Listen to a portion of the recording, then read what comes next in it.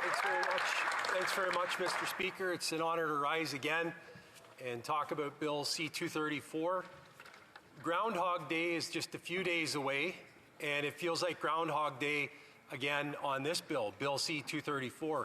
It was basically 2 years ago, almost to the day, that I presented this important bill to the agricultural community in the backstop provinces to help provide some relief, in the form of carbon tax exemption for the on-farm use when you're heating your livestock barns and when you're drying your crops. And it's really added up in the last 2 years, and it's going to continue. It's going to continue to cost. But before I get into it, I just want to highlight a couple of facts really about the state of the country and where we're at today. And I think there's 4 key priorities that this party is going to focus on, our leader is going to focus on, and the members of Parliament in this caucus are going to focus on. And we're going to focus on axing the tax. We want to axe the tax for our agriculture community, but we want to axe the tax for all Canadians. They're really suffering under high inflation, high bills, high costs, whether it's seniors at home, whether if you're a family, whether you're on your own. The inflation is out of control, and by axing the tax, that's going to give Canadians a chance. The other thing is we've got a massive housing deficit in this country, and we need to build more homes. We need to encourage cities and municipalities to get out of the way and allow this to take place. The other thing is we got to get control of our federal budget and our federal finances. Debt and deficit is way out of control. The debt has been doubled in 8 years under the reckless spending of this Liberal government. We need to get this under control, not just for the sake of the overall finances of the country and the well-being of our country, but the trickle-down effects it has on Canadians in every corner of this country, because high spending from government leads to inflation. And the last thing is we need to get our city and country roads and streets safe. 8 years, I can't believe how much has changed in the way things are going in regards to crime and the safety of our streets, and we've got to act now. Canadians are counting on us. Doesn't matter if you live downtown in a city, in a suburb in a city, or down the country road where I live. Everywhere it's being impacted. Catch and release, you're out the door. But on to my Bill 234. I'd just like to highlight one thing, a little bit of a brag maybe if you want to say. I was at a Grain Farmers of Ontario meeting for the Huron County chapter during the recess of Parliament, and I got some nice numbers to report to you, Mr. Speaker. The average corn yield in Huron County, let's just call it Huron Bruce though, 200 bushels to an acre for corn. Soybeans is over 55 bushels to the acre. These are all above the provincial averages. Soft red wheat, winter wheat, 101. Soft white winter wheat, 99. And hard red winter wheat, 97. So those are great yields for Huron and Bruce. We're very proud of that, and it's a testament to the dedication of farmers up and down every country road that we know of. I attended a co-op annual general meeting, of which I'm a member of, and what really struck me during his comments, and he doesn't owe me anything, I'm just there as a member, not as an elected member of Parliament. He was talking about the best way that we can help farmers, as he's looking at it himself. He said the best way that we can help farmers is if we actually cut that carbon tax. He said we see it every month. We see it every month on farmers' bills, and he said it is just incredible how much it's adding up to for farmers. He said the best way to provide them relief is to cut it, 10 cents a litre. And just on another side note, they also sell fuel, they sell gasoline and diesel as well. And just as a side note, 17 cents a litre on average was what it was carbon tax on gasoline for people to drive to work and back, or to take their kids to hockey or baseball, or to take their parents to a doctor's appointment, maybe in the city. Bill C-234 is for farmers. And at the end of the day, if it accomplishes one thing, it is to cut the carbon tax on farm. It is an inflationary tax that is relentless, and it is indexed, and it will continue to rise. But at the end of the day, if we could cut this tax, if the members of Parliament in this House could cut this tax, it would provide relief to farmers, and at the very end of the economic chain, it would provide relief to Canadians going to the grocery store every week to provide for themselves. That is a fact. And so if we could do one thing in this House to start off the session, it would be to do that. It would be to do that. And farmers work hard. They use technology. I heard a couple of senators, a couple Liberal appointed senators, and it was disappointing to hear them say, and you can go, I'm not putting words in their mouth, you can go back and look at their comments they made in committee, you can go back and look at the comments they made in their speeches, that farmers are laggards when it comes to technology.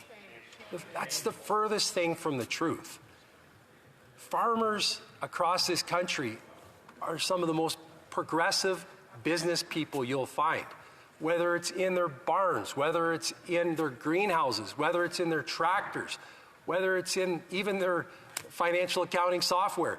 They are very progressive. They take technology whenever they can, and they make it more efficient to make more crops, to feed more people, to feed the world, really, is what they're doing. And so I would just like to set the record straight there that farmers are very advanced in their implementation of technology. And if you just look in the last 15 years, the last 10 years, even go back 20 years, it's night and day. It's night and day. And wherever there's an opportunity, they're doing it, and they're doing it for yield, and they're also doing it for the betterment of their land.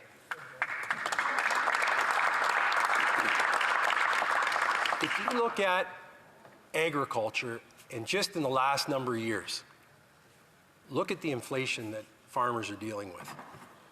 Increased costs, inflation in machinery, increased cost in all inputs, fertilizer, pesticide sprays, seed inputs. It all is increasing. It is all increasing. Rent, land, the cost of building sheds, the cost of building grain storage units, it's all gone up. It's all gone up. And agriculture is not a high margin business. We've talked about this before in the House of Commons. Farmers are price takers. They are not price makers. They take what they can get on the open market, and as well what the basis is in Chicago. That is the reality of agriculture. That is the reality. So anytime a government can actually help them out by cutting the carbon tax, for example, cutting the carbon tax, it is a huge relief. And as I've mentioned in this House many times, one example is a hog farmer down the road from where I grew up. A year ago, his bill, just for the propane he used, actually it was natural gas that he used on his farm, was $4,300. The carbon tax on that bill was $3,300. Okay, you think about that, how does that make sense? How does that make sense for a farmer that has invested hundreds of thousands and millions of dollars on their farms to make the highest quality food or the highest quality crops that are out there, and then to get bills like that?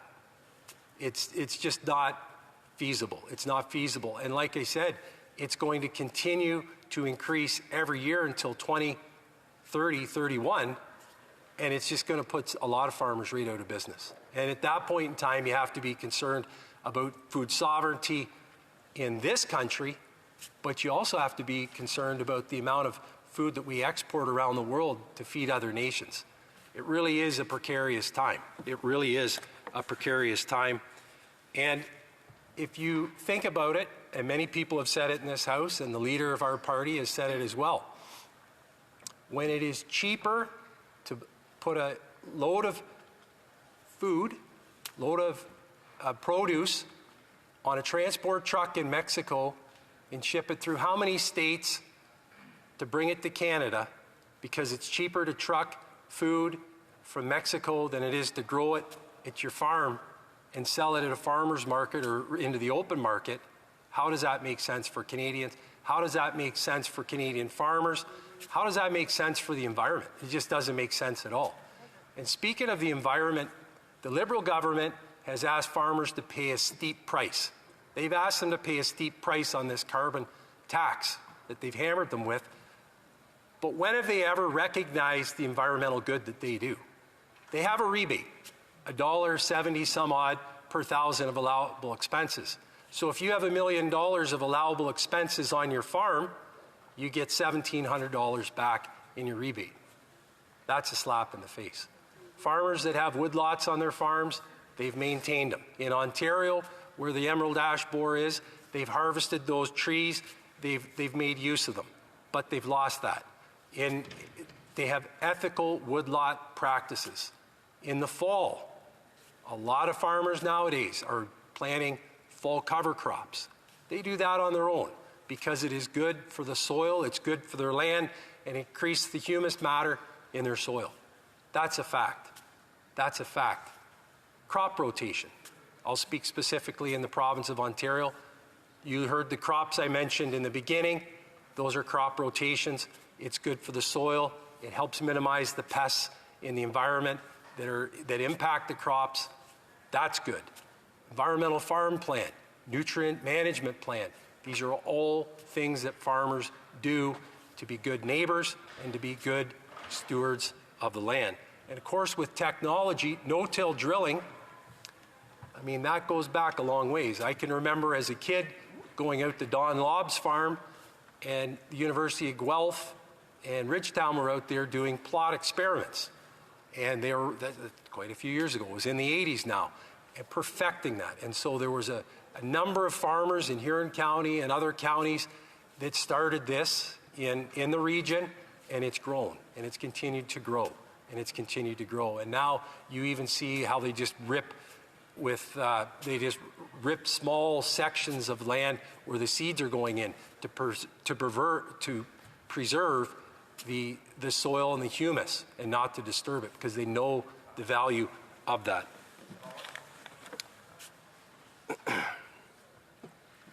And I'll go on just one more highlight.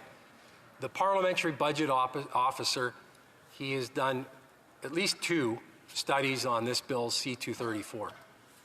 In his last report, it is nearly $1 billion to 2030-31 that the Liberal government is going to take out of farmers' pockets by the carbon tax. Think about that. Farming is a high capital, low margin business that provides food for Canadians to eat. It's very low margin, and the Liberal government is taking $1 billion out of their back pocket. It's really unconscionable to me. And the last thing I'll highlight is the actual piece of the bill being sent back from the Senate. I understand the independence of the Senate. It's back here. It's now in the House of Commons' hands. The members of Parliament here are going to decide how this is going to go. And what I would ask the other members of Parliament and the other political parties is, let's not drag this out. Let's not delay this longer than it's already been delayed. It's already 2 years old, okay? We can have some debate. We can hear what the other parties are thinking, if they've changed their minds, if they like it better, what have you, because in the last 2 years, a lot has changed in the economy. Think about interest rates, think about inflation, think about these things that are impacting farmers everywhere they go. So what I would ask, specifically the Liberal Party, allow some of their members to have a say, but let's be reasonable. Let's not kick this down too far the road. Let's be reasonable. Let's have good discussion, good debate, exchange of information, and have a timely vote on this to send it back to the Senate and let the senators deal with it again. I think that is the reasonable and logical way to do it, because at the end of the day, you're not helping me. You're not helping me. Who are you helping? You're helping the farmer at home. You're helping your farmer at home. And when we can help farmers directly and indirectly help consumers, that's great. Thank you for your time, Mr. Speaker. I'll take some questions. First of all, good morning, everyone. Questions and comments? The honourable member for Kings Hants. Thank you, Mr. Speaker. Happy New Year to you and to all my colleagues. And I'd like to thank the honourable member from Huron-Bruce for his remarks today. I'll start by saying that he will have my support in the motion to keep the bill as is. That is a commitment that I've made very clearly in this House, including to my agriculture community in Kings Hants. A couple things. I want to make a comment and then a question. The comment is around the idea that Liberal senators somehow block this. I would reference you, Mr. Speaker, to the Honourable Colin Deacon. He was appointed under this Prime Minister. He supported the bill. I would point you to the Honourable P.J. Prosper, appointed under this government. He supported this bill. I'd also point you to the Honourable Rob Black, a real strong agriculture champion, appointed under this government who supported this bill. What's my point, Mr. Speaker, is that I think the Conservatives had a little bit left for wanting in terms of their advancement in this bill in the Senate, including that upwards of 5 of 15 of the Senate colleagues did not vote on the crucial vote that actually sent it back here. So I want that to be on the record, but my question to the honourable member is this.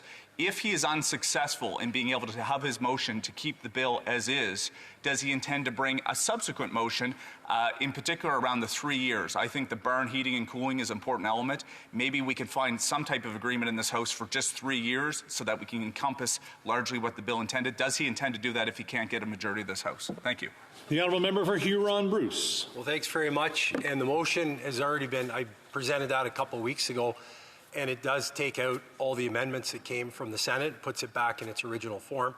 And I appreciate the member from Kings Hants. We have a good working relationship, I think you would say.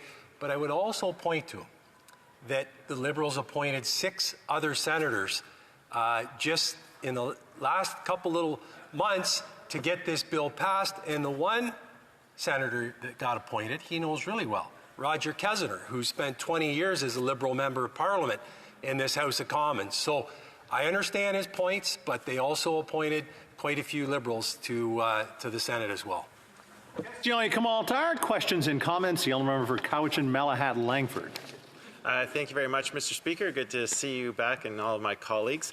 I am in favour of keeping this bill in the same form that it passed the House at third reading. And, you know, I've been on the Agriculture Committee for a long time, and I do hear the Conservatives talk a lot about the carbon tax, but what I'd like to hear from my honourable colleague is the other costs, and I don't think that's not talked about as much in this place. How does the Conservative caucus propose to deal with the immense costs that are being hoisted on farmers from the effects of climate change? We know this summer coming up is going to be particularly bad for the farmers in Alberta. What about the high input costs? What is the policy in dealing with those? And also, when are the Conservatives going to speak up and address the outrageous profits in oil and gas? Because those by themselves completely obliterate any effect the carbon tax would have when you have oil and gas profits increasing by over 1,000% since 2019. When are the Conservatives going to address that incredible cost on the backs of farmers and Canadians from coast to coast to coast? Thank you. The honourable member for Huron-Bruce. Thanks very much for the question. The cost to administer the carbon tax, a colleague of ours submitted an order paper question, and I believe the cost to administer the carbon tax is $82 million a year, which is outrageous in and of itself. And in regards to the environment, what I would say to my honourable colleague is this. Farmers are not the problem. And I know he wasn't saying that farmers were the problem. I realize that. Farmers are doing their part. And you have to, in life, what you have to be able to do is do what you can and do what is feasible. And farmers every day, they get up and they do what they can to provide for their family, pay their bills to the bank and the co-ops and everything else, and to be good to the environment. That's just the reality of being a farmer. Thank you. Question et commentaire.